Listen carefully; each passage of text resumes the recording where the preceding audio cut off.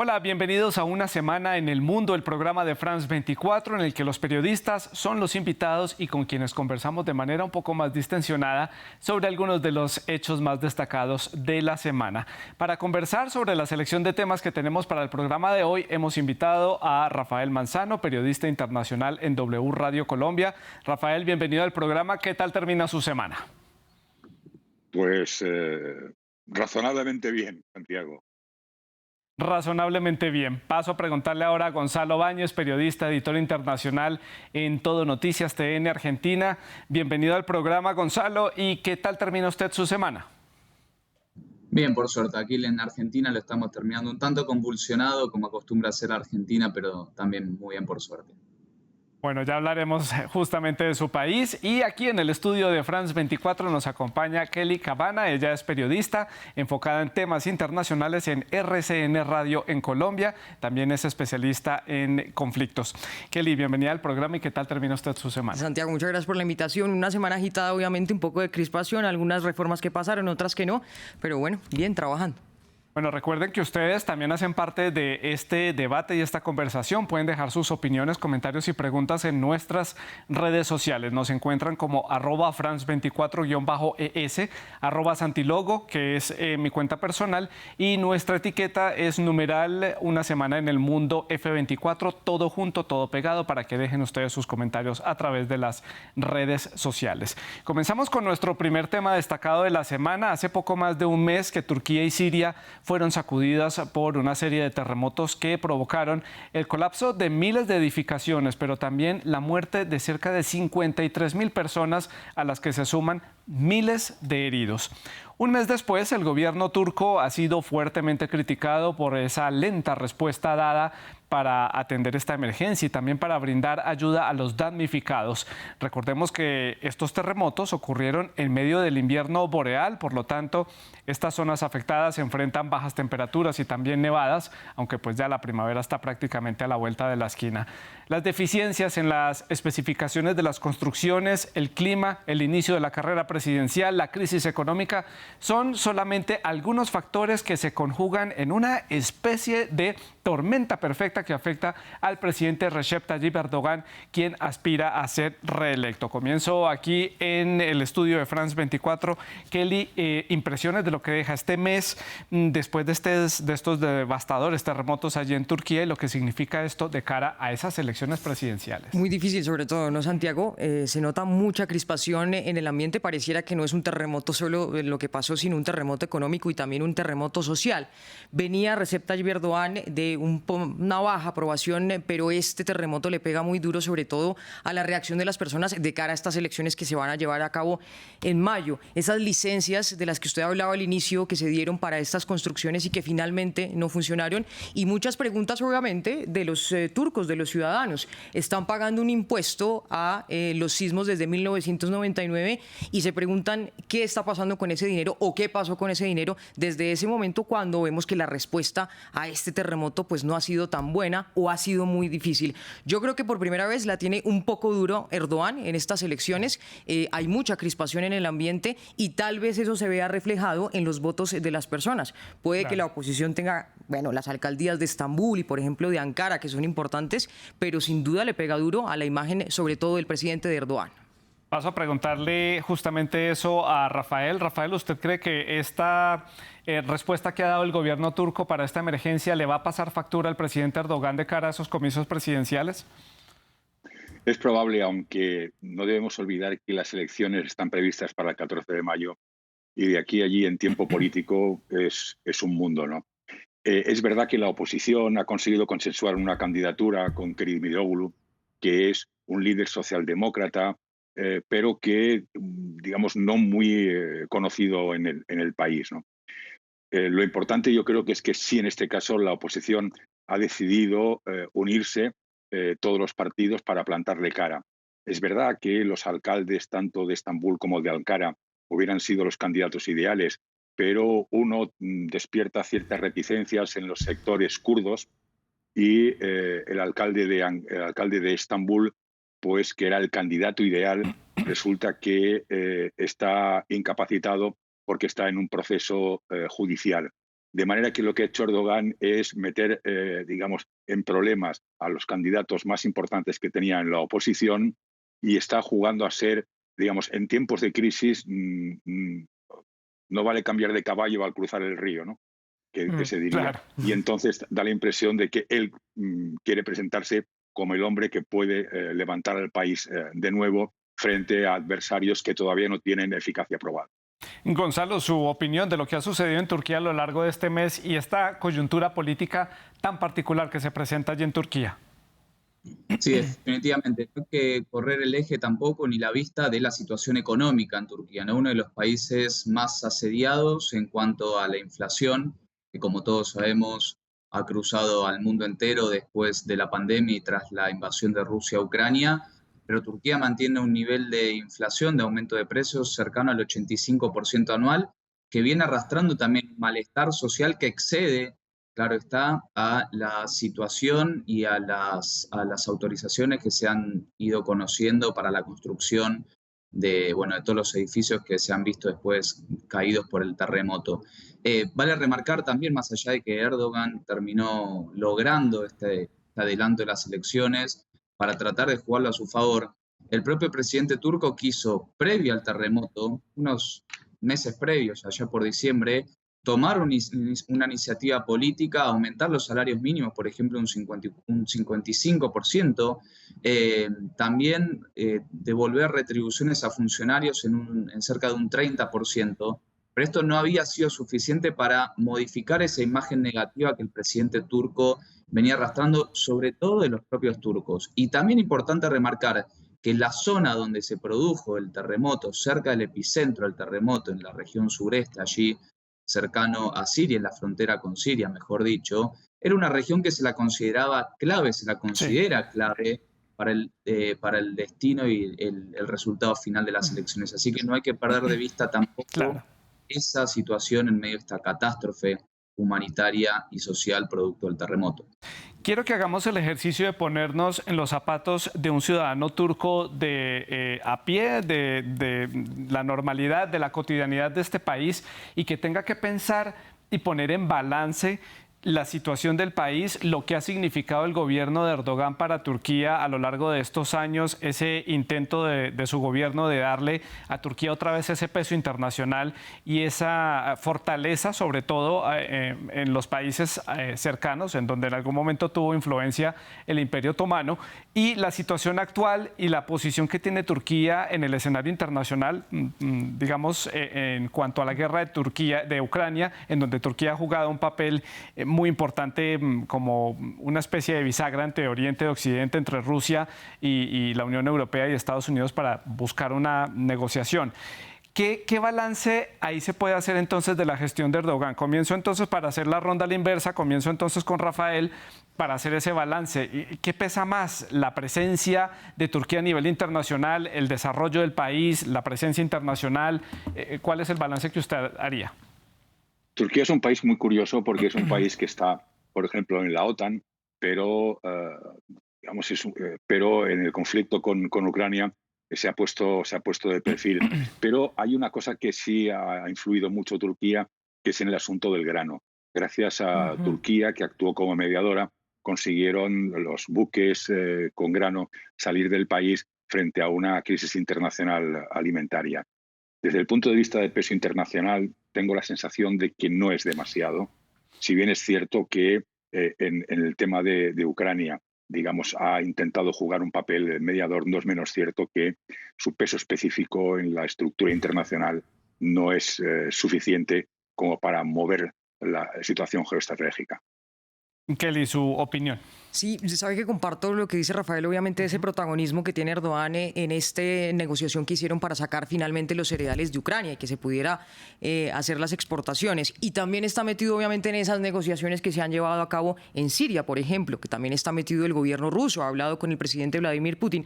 Pero si uno comparara obviamente lo que hace a nivel internacional el presidente Erdogan y ese protagonismo o esa presencia que trata de tener en los conflictos internacionales, pues tal vez no se equipara a lo que necesita un ciudadano turco en estos momentos. Decía Gonzalo, ese terremoto afectó al 15% de la población turca, pero es la zona de más pobreza que hay en el país.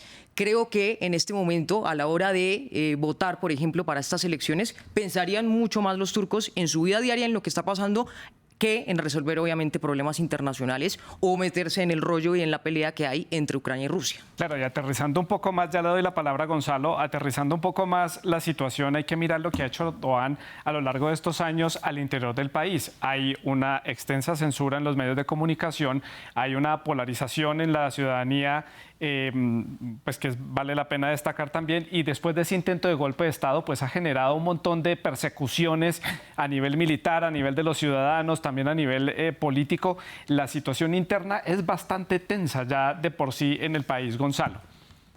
Sí, efectivamente, sumando a eso que decís que es clave, voy a contar una cuestión interna. Aquí nosotros en el canal analizamos en el momento del terremoto, por ejemplo, enviar a un equipo hacia Turquía. Finalmente terminamos por definir contratar a colaboradores que allí trabajaban, y el trabajo inclusive durante los momentos del rescate, en los primeros días después del terremoto, no fue sencillo justamente por el control que existe y que se rige sobre la prensa libre e independiente allí en Turquía. Así que es un punto muy importante. Y volviendo sobre la esfera internacional y el mapa geopolítico, no quiero dejar de lado tampoco una cuestión muy importante, que es el Cáucaso, y es Armenia y Azerbaiyán, donde sabemos que Turquía tiene un interés histórico muy importante y una alianza, una cercanía muy fuerte con Azerbaiyán.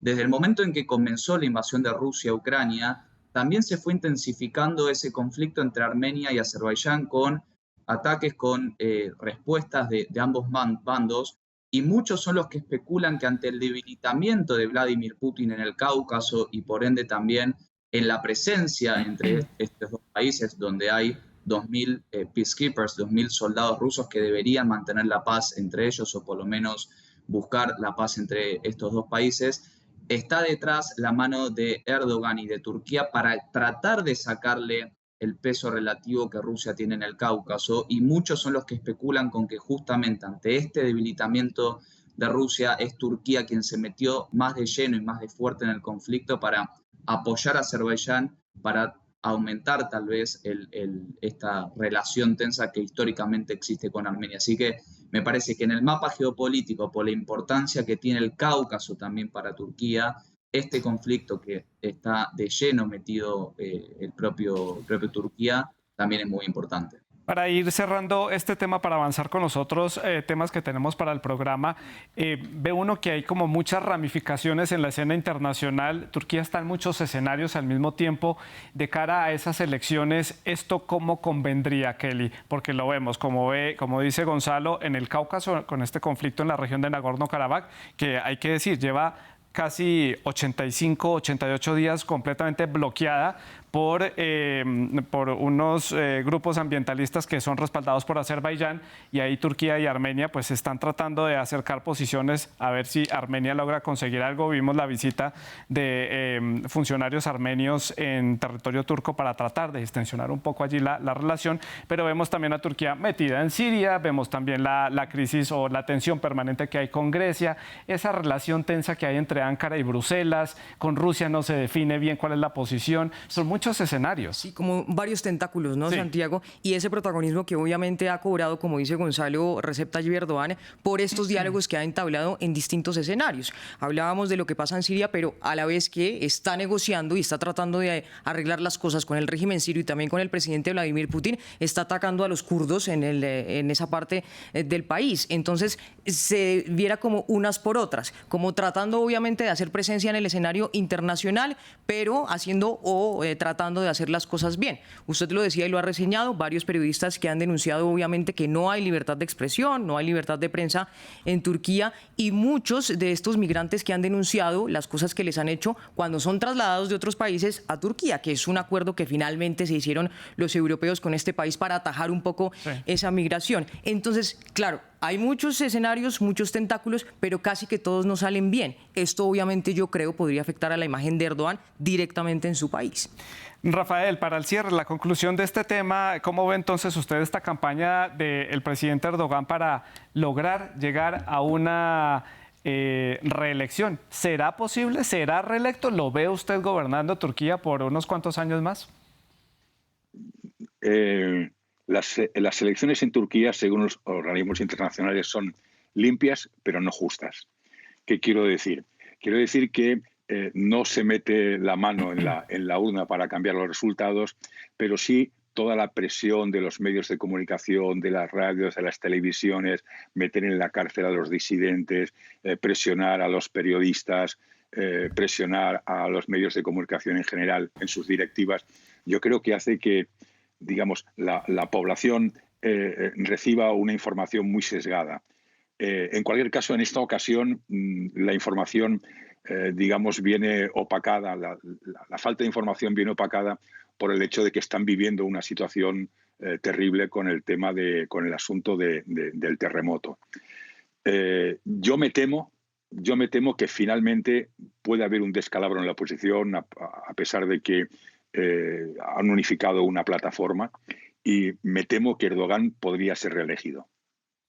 Pues nos quedan unos cuantos meses para ver cuál es el desarrollo de esta historia en Turquía. En mayo lo sabremos después de esos comicios presidenciales. Avanzo con otro tema destacado de la semana y eso nos lleva hasta Francia, que fue testigo de la que tal vez ha sido la mayor manifestación ciudadana en los últimos años. Miles de personas se tomaron las calles en diferentes ciudades del país, bloquearon diferentes sectores, como por ejemplo el de los transportes ferroviarios, solamente por mencionar algunos, para expresar su descontento por esa propuesta a una reforma al sistema de pensiones. Aun cuando muchos no eran muy optimistas, el Senado pues terminó aprobando este polémico plan y uno de los puntos destacados, el cambio en la edad de jubilación que pasa de 62 a 64 años. Aún así, y pese al descontento de los franceses, y así no les guste, sigue estando por debajo de la media europea y de muchos otros países desarrollados. La aprobación es tomada como una primera victoria, lo podemos decir así, del presidente Emmanuel Macron, pero con un altísimo costo político. Y esa va a ser mi primera pregunta para Gonzalo. Hemos visto protestas, bloqueos, demandas,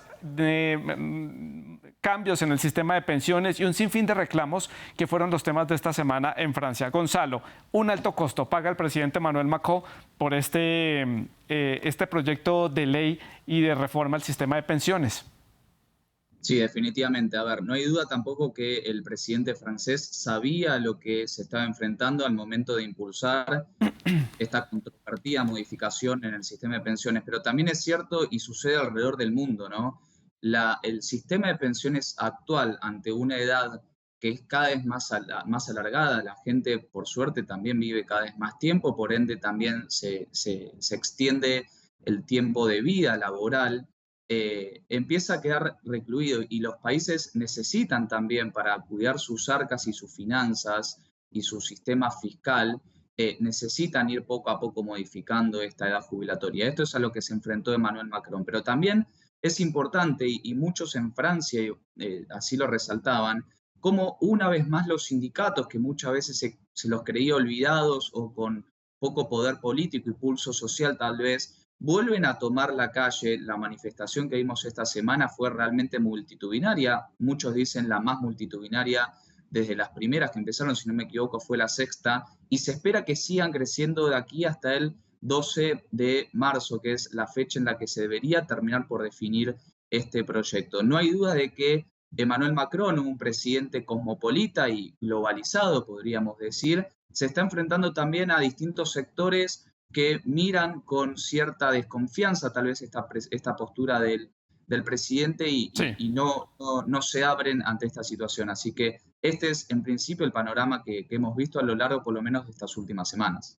Kelly, impresiones de la situación en Francia. Pues es impresionante, ¿no? Lo que dice Gonzalo, 3,5 millones de personas que finalmente salieron a las calles, obviamente dicen algo, una oposición del 70% del país a esa reforma de las pensiones de pasar de los 62 a los 64 años, ese límite de la jubilación.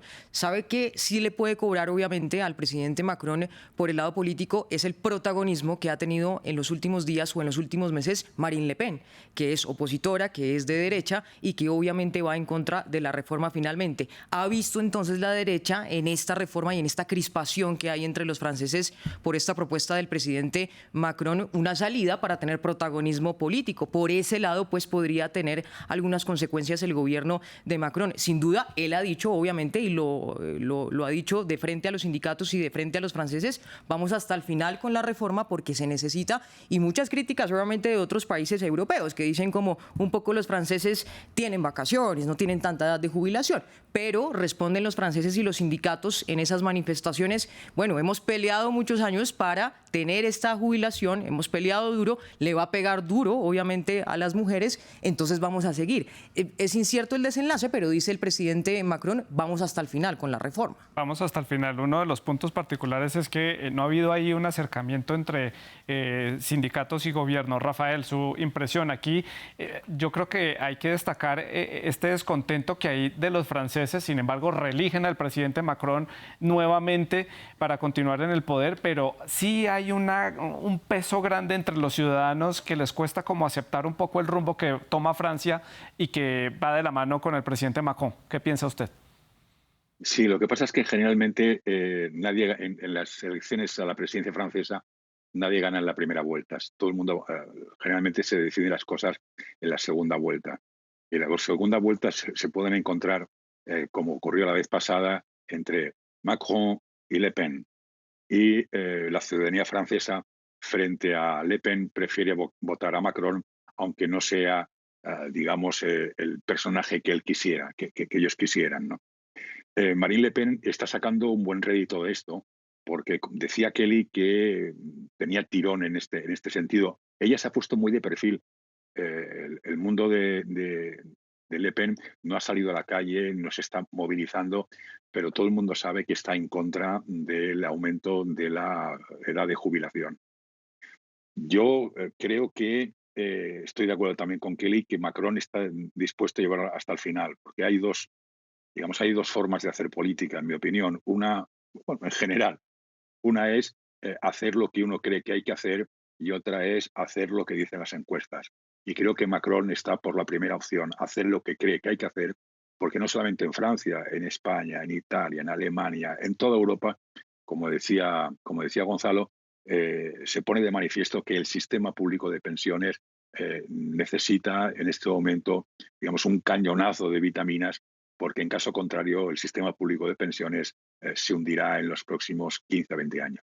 La proyección que hace el gobierno francés es que al año 2030 el descalabro del sistema llegaría a unos 12.500 millones de euros. Serían las pérdidas del sistema de pensiones allí en Francia si no se hace una reforma inmediata, urgente, como ha dicho ayer el Ejecutivo en París. Para ir cerrando este tema, a mí me llama mucho la atención que los franceses no acompañan estas reformas.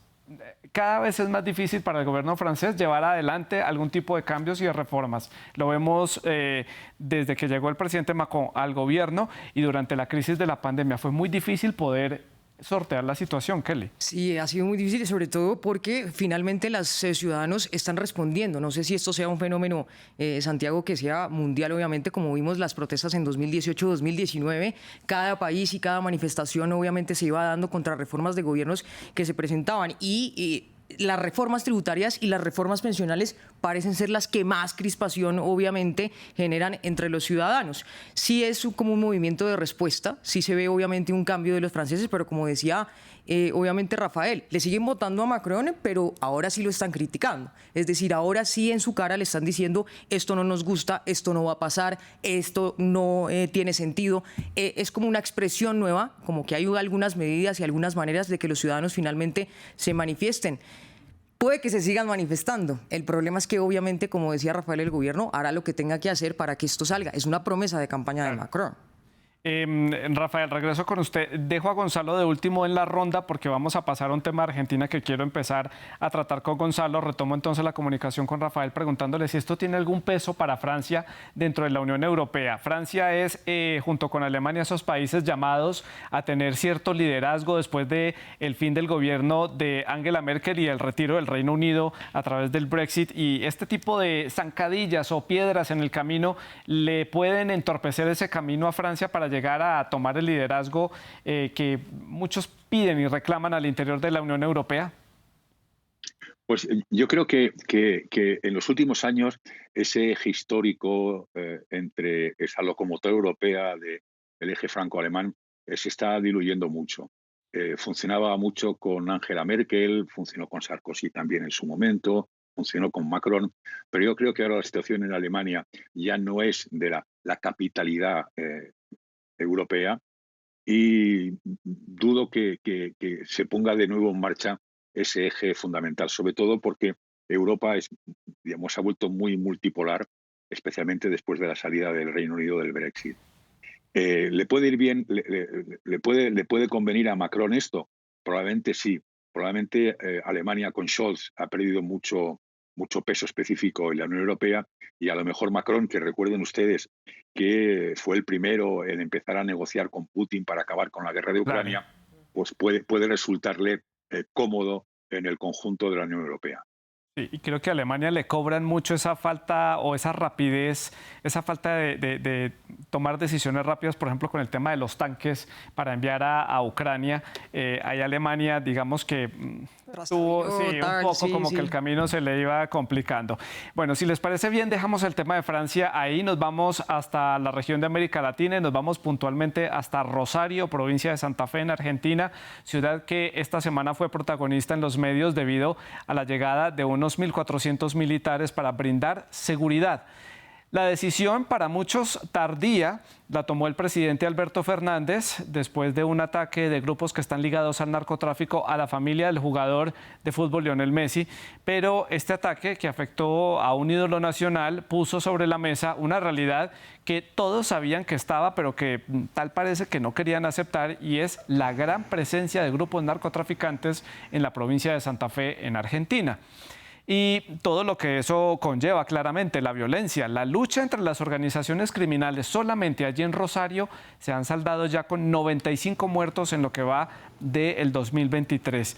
Es un tema que está empezando a ser debatido en diferentes sectores de la sociedad argentina. Justamente en un discurso a la nación, el presidente Alberto Fernández le declaró, digamos, una lucha frontal contra el narco argentino. Lo que no sabe el presidente, lo que tal parece que no sabe, es que esto es como una enfermedad que es lenta, pero segura y que no se extermina, sino que lo digan países como por ejemplo Colombia y México, que llevan décadas luchando contra los grupos ligados al narcotráfico, y es una lucha pues que llega y hace todo el esfuerzo para mantenerse. Ahora sí le doy la palabra a Gonzalo, que lo tenía un poco relegado, pero justo quería comenzar este tema con usted, porque pues no es una novedad que Rosario sea una ciudad afectada por el tema del narcotráfico. Lo que tal vez no sabía la gente o no sabían muchas personas es que Argentina es un punto estratégico del narcotráfico latinoamericano internacional, y esta lucha frontal que lanza el presidente pues es un poco ambiciosa, ¿no? Sí, efectivamente, la introducción que hiciste es fantástica y resume a la perfección la situación actual. Aquí en la Argentina, desde hace años, sabemos que la provincia de Santa Fe, y particularmente Rosario, es núcleo central de distribución y fabricación y elaboración de drogas y distribución hacia todo el país y hacia distintos puntos también del mundo. Y allí en Rosario operan las bandas narcocriminales más peligrosas de la Argentina. Esa cifra que diste vos es implacable. Más de un muerto por día desde que empezó este año, más de un muerto por día. Y el ataque contra la familia de Antonella Rocuso al supermercado fue solo una alerta, fue solo un mensaje, pero esta semana también despertó un fuerte repudio el asesinato de un chiquito de tan solo 11 años que estaba jugando al fútbol en uno de los barrios más peligrosos, podríamos decir, de Rosario, donde operan estos grupos narcocriminales, y recibió un disparo por parte de un sicario que se había enfrentado con otro de los narcos que allí estaban, y este niño falleció. 11 años tenía. Fue después de esa situación en la que el presidente Alberto Fernández decidió enviar 1.400 efectivos, pero nos tenemos que remontar hacia años atrás, cuando el gobernador de la provincia de Santa Fe, Omar Perotti, ya le había pedido y venía exigiendo tanto al presidente como al Ministerio de Seguridad, que es quien se debería encargar de la seguridad, que ayuden, colaboren y que le brinden más asistencia a la provincia, porque indefectiblemente la capacidad presupuestaria y la capacidad de sistema de seguridad que tienen no es suficiente para detener a los narcos. Y una pregunta también se abre aquí, y lo dejo también para discutir entre nosotros: la connivencia de la política. Nada de lo que sucede en Rosario y lo que vino aumentando en los últimos años puede lograrse sin la connivencia política, como hemos visto también en estos otros ejemplos que también vos mencionaste alrededor de América Latina. Bueno, Kelly, impresiones. Importante lo que sucede allí en Argentina.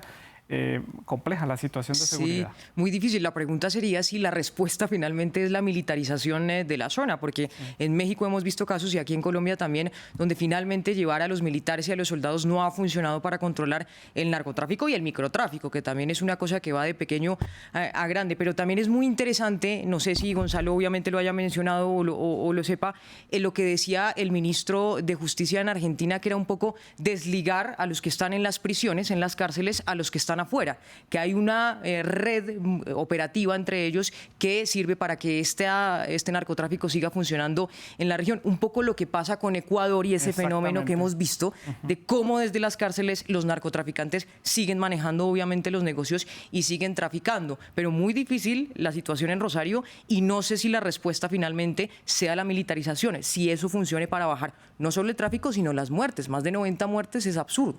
A mí lo que me llama la atención, Rafael, Kelly, Gonzalo, es que ahora resulta que descubrieron que Argentina era parte de las redes de narcotráfico internacional, cuando sabemos que de gobiernos atrás, pues prácticamente se abrió puertas para... no abrieron las puertas, pero no se hacía nada para evitarlo. Rafael, su opinión. Todos los que hemos vivido en Argentina, en Buenos Aires, en mi caso, durante 6 años, sabemos, ¿verdad, Gonzalo?, que hace 1 millón de años los jóvenes morían por fumar el paco. Que el paco es, como sabes bien, es digamos, el recuero que queda de cocinar la cocaína, ¿no? Lo que me pregunto ahora es... yo recuerdo, en noviembre mataron a una niña en una balacera. En febrero, un bebé que apenas tenía 2 años. Pillaron a una vendedora de cocaína que era portera de un colegio. Si no llega a ser porque sale el nombre de Messi, las cosas seguirían como están ahora. ¿O ha sido la internacionalización del nombre de Lionel Messi lo que ha hecho que el gobierno de Buenos Aires decida enviar allí a militares y policía? Y yo creo que se rompe además uno de los logros que había conseguido Argentina en los últimos tiempos, ¿no? Que es, digamos, la separación que existía entre la defensa nacional y la seguridad interior, que con los tiempos que corrieron en Argentina con la dictadura me pareció muy importante esa separación. El enviar al ejército a Rosario no me parece una buena medida, aunque sospecho, como sospechas tú muy bien, Gonzalo, y es que la policía está metida, o buena parte de ella, en los trapicheos del narco. ¿Qué es lo que pasa y es el escenario que vemos en otros países donde ya la corrupción que parte de los grupos narcotraficantes pues va permeando diferentes sectores de la sociedad y de los sectores políticos y pues claramente llegan allí jugosas cantidades de dinero para poder mover sus tentáculos y mantener el mercado. Vamos llegando ya a la parte final del programa, me quedan pocos minutos, pero quiero ir cerrando el tema de Argentina, de lo que puede venir, si estamos ante un escenario similar a lo que estamos viendo en México, donde hay episodios de violencia, o si estamos viendo que simplemente se va a despertar esta lucha frontal entre el Estado argentino y estos grupos de narcotráfico allí en Santa Fe, en la provincia de Santa Fe, dada esta declaración de lucha que ha hecho el presidente Fernández a pocos meses de terminar su mandato. Gonzalo. Sí, es importante lo que decís, y es muy importante también pensarlo en un tono de campaña. Este año la Argentina en octubre tiene elecciones presidenciales donde todavía no se sabe quién será el candidato oficialista. Algunos especulan con que sea Alberto Fernández.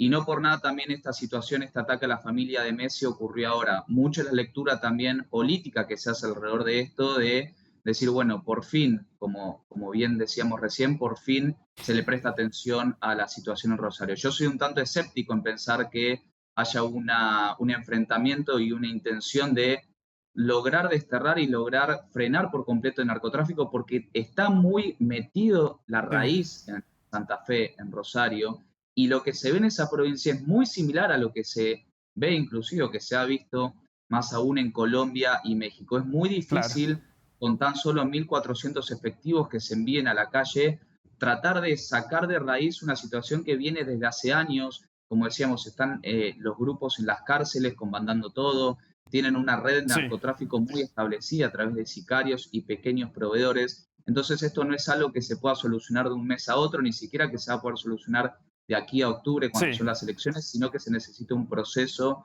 y una decisión política a largo plazo para Me queda un minuto para finalizar el programa. Quiero cerrar preguntándole a Kelly, a Rafael y a Gonzalo temas que van a tener ustedes en sus redacciones a lo largo de la próxima semana. Kelly. Bueno, estamos pendientes de Chile, Santiago, porque obviamente empezó este proceso de la nueva constituyente para elegir a los comisionados, entonces estamos un poco pendientes y de ese revés que tuvo el presidente Gabriel Boric finalmente con la reforma tributaria de esta semana, que no pasó. Rafael, sus temas. Israel, sin duda alguna, la situación es terriblemente conflictiva. El ejército está ya muy preocupado con la deriva autoritaria que está tomando el nuevo gabinete compuesto por ultraderechistas y ultraortodoxos. Y yo creo que Israel en la próxima semana va a dar juego internacional. Y para el cierre, Gonzalo, sus temas. Y aquí en Todo Noticias estamos trabajando fuerte las últimas semanas con respecto a la crisis migratoria que cada vez más se ve en las puertas de Europa, las políticas que está adoptando Italia, la política que tomó el propio Rishi Sunak en el Reino Unido. Así que estamos viendo muy de cerca la situación de la crisis migratoria y la cantidad de los millones, los miles y millones de personas que huyen de la guerra, de la destrucción, buscan un futuro mejor con tickets directamente hacia la muerte. Gonzalo, Rafael, Kelly, les agradezco mucho por haber estado con nosotros aquí en el programa. La producción estuvo a cargo de Laura Garzón y la producción de invitados estuvo a cargo de Tania Herrera. Pueden seguir dejando sus comentarios a través de las redes sociales. Sigan con France 24.